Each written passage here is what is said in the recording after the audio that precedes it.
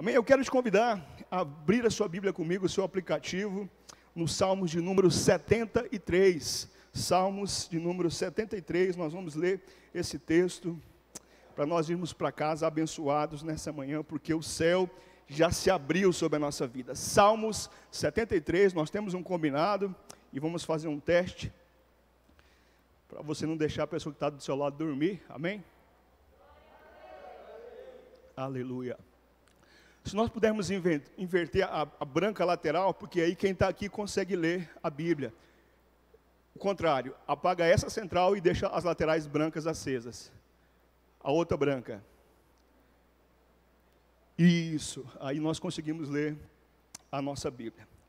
Queridos, essa semana nós assistimos assustados como o ser humano pode ser mal, como a maldade nos rodeia desde a nossa meninice. E nos assombra que muitas vezes pessoas extremamente más são pessoas bem-sucedidas nesse mundo, segundo o curso desse mundo. E nós percebemos que coisas ruins acontecem com pessoas boas, e coisas boas também acontecem com pessoas ruins. E nós olhamos para o convite de Jesus de negar a nós mesmos, e nós somos levados a pensar que negar a nós mesmos talvez não seja pensar nesses conflitos, de que coisas ruins acontecem com pessoas boas. Eu me lembro de um pastor que dizia que um dos desafios do teólogo é que ele tem respostas para perguntas que ninguém nunca vai fazer. E por vezes nós nos estudamos, temos respostas sobre a teologia, mas não enfrentamos de frente as nossas crises, as nossas dores e os nossos sofrimentos. E eu olho para o salmista que não tem o compromisso do mestre, do pastor, do profeta, e ele olha para o seu próprio coração e para indagações como essa: como pessoas más podem ser bem-sucedidas no nosso tempo.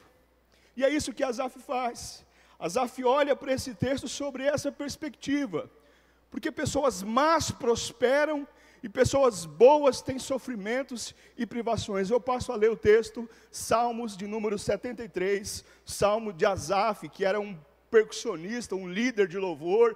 Ele liderava muitas pessoas e talvez olhando para os conflitos dessas pessoas, para as privações, e olhando para o seu próprio coração, ele compõe essa canção, esse salmo, esse poema, que tem a liberdade de olhar para o próprio coração. Salmos de número 73, diz assim a minha versão: de fato, Deus é bom para com Israel e para com os de coração limpo. E ele faz uma autoincursão. Quanto a mim, eu olho para o meu próprio coração, quanto a mim, porém, os meus pés quase resvalaram. Pouco faltou para que eu desviasse os meus passos, pois eu invejava os arrogantes ao ver a prosperidade dos maus. E ele começa a olhar para as pessoas que estão à sua volta. Para eles não há preocupações, o seu corpo é forte e sadio. Eles não partilham das canseiras dos mortais, nem são afligidos como os outros. Por isso, a soberba os cinge como um colar, e a violência os envolve como um manto. Os seus olhos saltam de tanta gordura, eles comem bem, e o coração deles brotam fantasias. Eles zombam e falam com maldade, eles falam da opressão com arrogância, eles abrem a boca para falar contra os céus, e a língua deles percorre toda a terra, eles discursam bonito. Por isso, o seu povo se volta para ele e os tem por fonte da qual bebe com avidez. Eles dizem: como Deus ficará sabendo? Por acaso o Altíssimo tem algum conhecimento? Eis que estes ímpios, sempre tranquilos, aumentam as suas riquezas. Verso 13, olha só a afirmação do salmista: com certeza Foi inútil conservar puro o meu coração e lavar as minhas mãos na inocência, pois o dia inteiro eu sou afligido e a cada manhã sou castigado. Se eu estivesse pensando em falar tais palavras, já aí teria traído a geração de teus filhos, ó Deus. Só em refletir para compreender essas coisas, achei a tarefa pesada demais para mim. Até aqui, glória a Deus pelo até aqui. Até aqui entrei no santuário de Deus e descobri qual seria o fim deles. Tu certamente os põe em lugares escorregadios e os fazes cair na destruição. Como são destruídos num instante, são totalmente aniquilados de terror, como acontece com o sonho quando alguém acorda. Assim o Senhor, ao despertar, despreza a imagem deles. Verso 21. Quando o meu coração estava cheio de amargura, e o meu íntimo se comoveu, eu estava embrutecido e sem entendimento. Eu era como um animal diante de ti. No entanto, estou sempre contigo. Tu me seguras pela minha mão direita. Tu me guias com teu conselho, e depois de me receber na glória, quem tenho eu no céu além de ti? E quem poderia eu querer na terra além de ti? Ainda que a minha carne e o meu coração desfaleçam, Deus é a fortaleza do meu coração, é a minha herança para sempre. Os que se afastam de ti certamente perecerão. Tu destrói todos aqueles que são infiéis para contigo.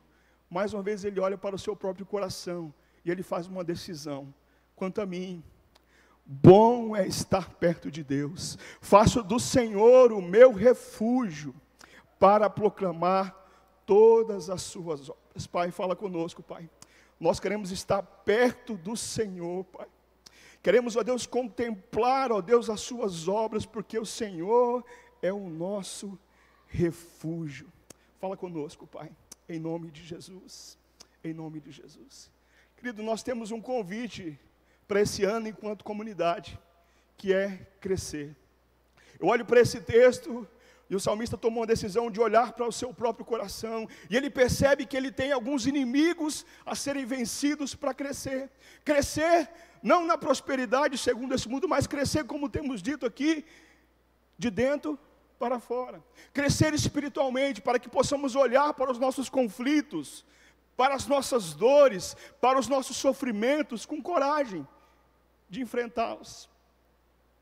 E o primeiro inimigo a ser vencido, ele diz no verso 3, que ele invejava os arrogantes. Querido, a inveja, eu não conheço ninguém que bata no peito e diga, olha, eu sou invejoso. A inveja talvez, daqueles pecados que o apóstolo Paulo escala lá em Gálatas capítulo 5, talvez a inveja seja o mais silencioso. Eu conheço pessoas que assumem mesmo, não, eu sou um viciado, não, eu sou um beberrão, eu sou um comilão, mas eu nunca conheço, eu nunca vi, eu nunca ouvi ninguém dizer assim, olha, eu sou um invejoso. Porque talvez nós confundimos a inveja com a cobiça. Cobiça é você desejar o que o outro tem. Eu me lembro que, o Daiter não está aqui, mas nós tínhamos um grupo que nós organizávamos retiros, chamávamos de mega intercâmbio, e um dia eu fui na casa do Leonardo. Uma casa simples, irmão, e ele me contou a história daquela casa, que no final de semana, os irmãos da igreja iam lá, batiam massa, e ele contou como é que foi a laje, e eu fiquei tão feliz de ouvir aquela história, e eu me lembro que ele colocou na casa dele, uns tijolinhos de vidro, e eu coloquei no meu coração assim, quando eu construir a minha casa, eu vou colocar também uns tijolinhos de vidro igual dele. É a ambição do nosso coração, nós podemos olhar para um carro e desejar tê-lo, para abençoar, para transportar. A inveja não é isso, querido. Veja só o que ele diz, eu invejava os arrogantes, ao ver a prosperidade deles, porque olha só como que ele idealiza as pessoas que estão à sua volta. Para eles não há preocupação, o seu corpo é forte, sadio, eles não partilham das canseiras que eu compartilho, eles não são afligidos como eu sou afligido, os olhos deles saltam de tanto que eles comem bem, eles zombam, o discurso deles é encantador. A inveja começa, querido, quando nós começamos a comparar a nossa vida e aquilo que temos com as pessoas que estão à nossa volta. E querido, veja como ele idealiza. Olhando para esse texto, eu imaginei que o Asaf estava no Instagram, querido. Porque no Instagram, a gente vê pessoas comendo bem, pessoas sadias, pessoas que parecem não ter problemas, estão sempre felizes. Porque o Instagram revela um instante da nossa vida. Esses dias eu decidi ficar alguns dias fora do Instagram. Porque eu percebi, querido, que eu estava começando a comparar a minha vida e aquilo que tem com o que as pessoas postam ali. E eu fiquei quase 20 dias. E, querido, não senti falta, me aproximei de Deus, e eu percebi que talvez o Instagram me piore enquanto pessoa. Porque eu começo a olhar a vida do outro, comparar a minha vida e falar dos outros. Alguns dias atrás, um rapaz me pediu uma ajuda, e eu fiz um esforço para ajudá-lo. E na semana seguinte, querido, ele estava no Nordeste. Eu olhei para aquela foto, queridos, eu falei, cara, eu tirei de onde não tinha, e o cara está de férias no Nordeste. E eu me transformei num alto juiz. E eu comecei a comparar o que eu estava fazendo naquela hora, o que eu tinha que fazer naquele dia com ele na praia. A inveja vai muito além da cobiça, querido. É quando a alegria dos outros dói em nós. Quando a alegria, ou pelo menos a expressão da alegria, se ela é verdadeira, isso nós não temos como aferir. Mas quando nós olhamos para a pessoa e nós não somente queremos ter aquilo, mas a alegria dela nos incomoda, é isso que ele está dizendo. Eu olhava para esses caras e me incomodava, porque o discurso deles é muito bonito, eles têm corpos sarados, eles estão sempre bem vestidos, eles estão sempre em lugares legais.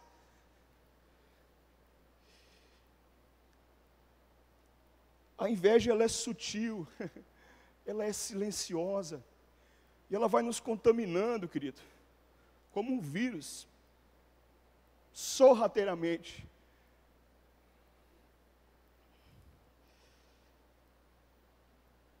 E nós nos transformamos em pessoas constantemente insatisfeitas. Uma insatisfação crônica, porque nós estamos sempre olhando para o outro. A comparação azeda a nossa alma, querido. E começa em casa, quando eu começo a me comparar com os meus irmãos, e dizer que o meu pai prefere um, a minha mãe prefere outro. Começa no trabalho, quando eu começo a me comparar com o meu colega, que faz um serviço muito pior do que o meu, e às vezes ganha o dobro que eu, que é funcionário público, sabe muito bem o que é isso. Você está lá 20 anos na repartição, chega um amigo de alguém, que conhece alguém, do partido do fulano, do ciclano, e ele vai ser o seu chefe sem saber nada daquele serviço, ganhando 2, 3 vezes mais do que você. E eu começo a me comparar.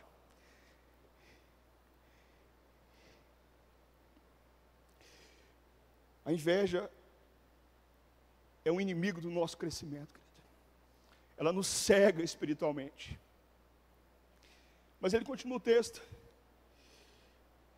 E ele diz que essa inveja trouxe a ele um engano. Ele diz, olha, no verso 13, foi inútil conservar o meu coração puro e lavar as minhas mãos na inocência.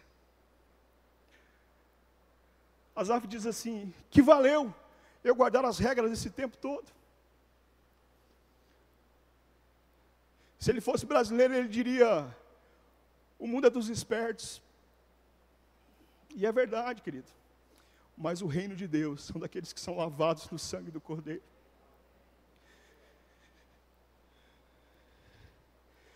Se nós olharmos as circunstâncias, nós veremos pessoas, queridas, extremamente carnais, que são prósperas financeiramente. E nós veremos com muita frequência santos sofrendo dores profundas. E o nosso coração, pelo caminho da inveja, é levado a cair num engano de dizer, foi inútil conservar o meu coração puro, foi inútil liderar essa célula esse tempo todo, foi inútil servir no acolhimento, foi inútil servir no ministério de louvor, foi inútil dedicar a minha vida, os meus recursos lá na comunidade, foi inútil, Porque eu caio no engodo do engano. Sabe, querido, Deus não nos chamou para ser uma plateia dominical. Deus nos chamou para sermos uma comunidade de fé. Não se engane, querido. Não se engane. Deus nos chamou para ser uma comunidade, para cuidar uns dos outros, para amar. E isso vale a pena, querido. Isso vale a pena. Você vê as pessoas sendo transformadas pelo poder do Evangelho de Jesus. Não caia nesse engano de como Asaf é inútil. Separar aquele dia, aquele tempo, aquele recurso é inútil. Conservar o meu coração puro, lavar as minhas mãos na inocência. E esse engano, querido, ele desemboca um outro sentimento. Olha o que ele diz no verso 15. Porque todo dia eu sou afligido, e a cada manhã sou castigado. Senhor, foi inútil guardar o meu coração, lavar as minhas mãos, porque todo dia de manhã eu sou afligido e eu sou castigado. Quando nós trilhamos o caminho do engano, querido, nós deixamos de ser o protagonista da nossa própria história, para nos tornarmos vítimas das circunstâncias. E, queridos, tem pessoas que são vítimas. Tem pessoas que são vítimas dentro da sua casa. Tem pessoas que são vítimas das circunstâncias, das dores. Eu não estou negando isso. Mas ele olha para o seu próprio coração e ele diz: Senhor, eu sou afligido e eu sou castigado todos os dias. A dor, querida, é inerente à vida. Todos nós sentimos dores. Se eu tropeçar com o meu pé aqui, o meu dedão, é o meu dedão que vai doer, não é o seu. A dor, ela é objetiva. É como um decepar de um membro. O sofrimento é outra coisa, querido. O sofrimento é como nós lemos as nossas dores. E tem pessoas que sofrem antes das dores acontecerem. Tem pessoas que sofrem de sofrimento e gostam de mostrar que estão sofrendo, ainda que não tenham dores. O sofrimento, ele é paralisante, querido. Esse homem está sofrendo e ele diz: eu sou o tempo todo afligido e a cada manhã o Senhor me castiga. Eu sou uma vítima.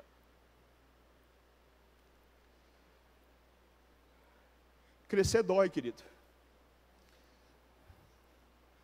O pastor disse dias da dor do crescimento. Mas até para a dor, a anestesia, a dor tem um tempo a ser cumprido. As irmãs aqui sentindo dores de parto. Diz que essa dor talvez seja a mais intensa. Mas a Bíblia diz que elas esquecem depois. E elas têm filhos novamente. Nós sentiremos dores, querido. Mas essas dores precisam passar.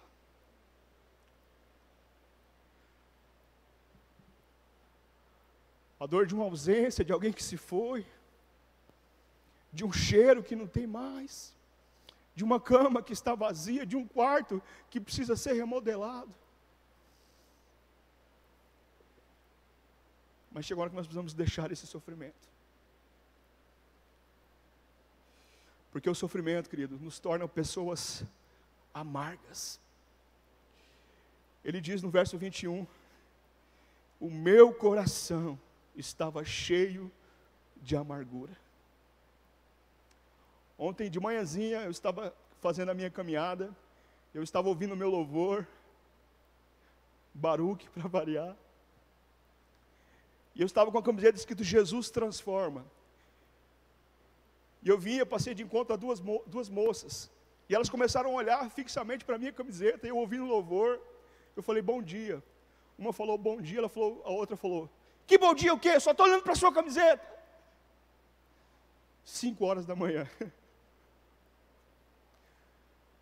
pastor disse outro dia aqui, ninguém nasce amargo, querido. Nós nos tornamos pessoas amargas.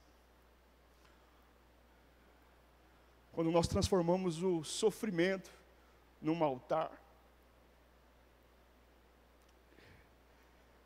O meu coração se encheu de amargura. Ele não nasceu amargurado. Ele se encheu de amargura porque eu comecei a olhar as pessoas que estavam à minha volta. Eu passei a invejar essas pessoas. Eu fui enganado pela perspectiva de que não vale a pena servir ao Senhor. E por isso eu começo a enxergar o mundo, as pessoas, as circunstâncias e o meu Deus pelo viés da amargura. O texto de Hebreus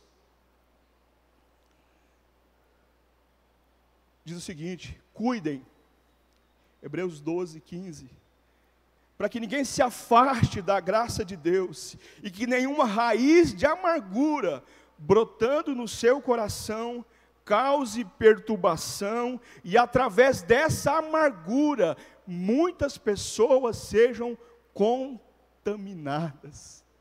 A amargura contamina, queridos. A amargura contamina. O relógio não se converteu. A ponto, querido, de Asaf dizer o seguinte: eu estava embrutecido e sem entendimento. Eu fiquei revoltado com o Senhor. Eu fiquei tão revoltado que eu parecia um animal irracional. A amargura causa revoltas profundas no nosso coração, querido.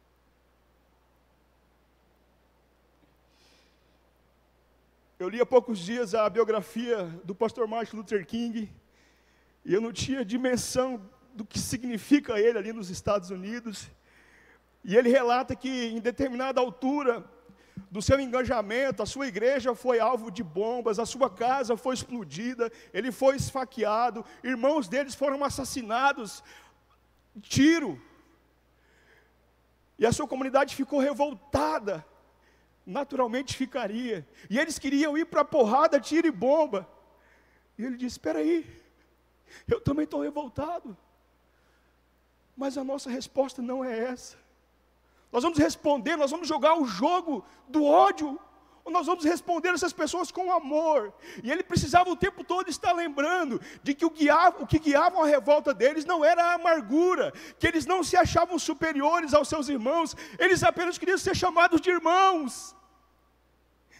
A nossa resposta, a nossa luta, e ele dizia incansavelmente, queridos, é o amor. E eu fiquei pensando se Luther King, com a sua revolta do seu coração, tivesse falado dito: vamos para as armas. O que teria acontecido? Se ele fosse para a guerra, se a amargura tivesse guiado os seus passos, e ele tivesse se tornado irracional, vamos para a guerra, vamos para a rinha, o mais forte vencerá.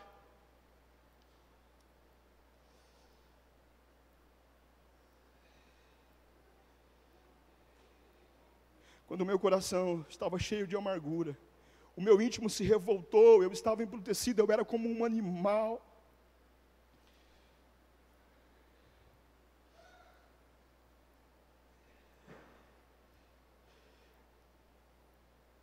Mas algo lindo que acontece quando Asaf olha para o seu próprio coração. No verso 17, ele diz: até que entrei no santuário de Deus. Eu não sei como é que você entrou, querido, nessa porta hoje de manhã. Você veio para cumprir a sua escala? Se você veio para ter um encontro com Ele? Não sei como está o seu coração, querido, se você está sendo guiado pelo engano, pela inveja, pela amargura. Mas ele tomou uma decisão. Quanto a mim, eu não posso fazer isso por você, você não pode fazer isso por mim. Mas quanto a mim, bom estar perto de Deus. Eu faço do Senhor o meu refúgio para proclamar todas as suas obras.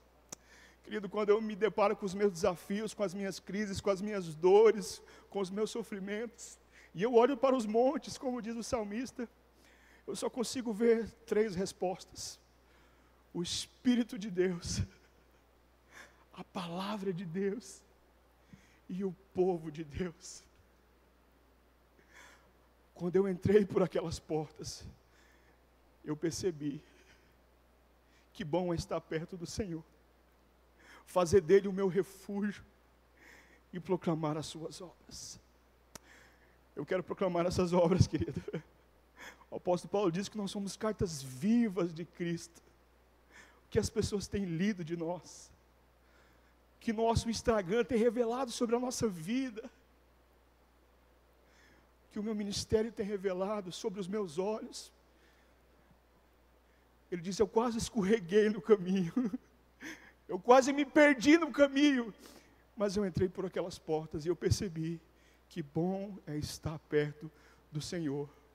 O Senhor é o meu refúgio e eu vou proclamar essas boas obras. Se você puder, fica de pé, nós vamos orar. Coisas más acontecem com pessoas boas, e coisas boas acontecem com pessoas más. E ainda que você esteja aqui nessa manhã e você tenha sido marcado por algo muito mal, Deus pode transformar essa história e você proclamar as boas novas. Eu queria que você fechasse os seus olhos, que você tomasse essa decisão de Asaf: quanto a mim, eu decido olhar para o meu coração. Quanto a mim, eu decido não olhar para as pessoas que estão à sua volta, ou que elas têm conquistado, a que preço. Isso foge de mim, isso foge de você. O plantio é opcional, querido, a colheita acontecerá. Eu queria que você colocasse a sua vida diante de Deus, e você percebesse nessa manhã quais são os inimigos do seu crescimento, quais são as tiriricas, as ervas daninhas que ainda teimam em estar no seu coração. Talvez você não seja invejoso, talvez você consiga se alegrar com alegria alheia, glória a Deus por isso. Mas talvez você esteja no engano de dizer que não vale a pena servir, que não vale a pena se envolver, que não vale a pena liderar. Eu quero ficar aqui no meu cantinho, sentadinho, bonitinho.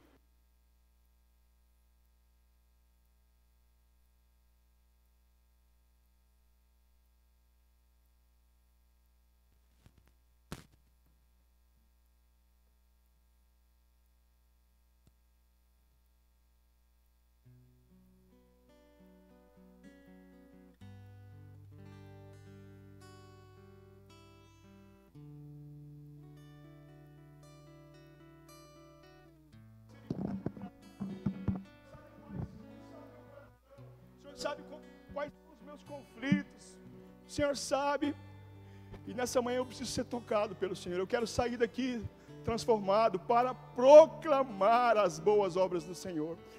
Pai, muito obrigado por essa manhã, Pai. Nós somos uma comunidade de fé, Pai. A nossa fé está em Ti, e de fato nós sabemos que o Senhor é bom, mas entre a bondade inicial e a bondade final do Senhor, nós enfrentamos crises, dores e sofrimentos. E ter dúvida não é pecado, Pai. Como Asaf, nós queremos sondar o nosso coração nessa manhã, Pai. Nós queremos se aproximar do Senhor, e tudo aquilo, Pai, que tem nos impedido, seja o que for, Pai, nós queremos tirar do nosso caminho, Pai. Nós queremos, ó Deus, proclamar as Tuas boas obras, Pai. Tira do nosso todo espírito de comparação, Pai, com as pessoas que estão à nossa volta. Nós temos uma história única, Pai, e o Senhor sabe. O Senhor nos criou, o Senhor, ó Deus, nos escolheu desde o ventre da nossa mãe. Não queremos ser guiados pela comparação, Pai. Não queremos, ó Deus, estar no engano, Pai, de pensar que não vale a pena. Não queremos ser pessoas amargas, tomar esse chá da amargura cotidianamente, como diz Asaf. Eu sou afligido todas as manhãs, eu sou castigado. Não, o Senhor nos abençoa todas as manhãs. E o Senhor nos guarda, o Senhor é o nosso refúgio, o socorro bem presente em todo o tempo. Vai tocando corações nessa manhã, Pai. Nós queremos crescer, Pai. Negar a nós mesmos não é uma fuga, não é uma omissão, é enfrentar as nossas dores e os nossos sofrimentos, e nós iremos fazer isso em nome de Jesus, no Espírito de Deus, na Palavra de Deus e junto com o povo de Deus. Por isso estamos aqui, Pai, por isso decidimos entrar nessas portas, nessa manhã, para declarar que o Senhor é bom, para dizer que o Senhor é o nosso refúgio, e nós iremos proclamar as Tuas boas obras em nós, através de nós, Pai, para a glória do Teu nome, Pai. Abençoa cada família aqui representada, ó Deus. Pessoas que estão sofrendo, Pai. Transforma essa dor, esse sofrimento, Pai, num testemunho poderoso para a glória do Teu nome. Enxuga lágrimas, ó Deus. Sara famílias. Sara filhos, Pai, que foram machucados, rejeitados, abandonados, porque o Senhor é o nosso Pai presente, e o Senhor não nos abandona, Senhor. Muito obrigado, Senhor.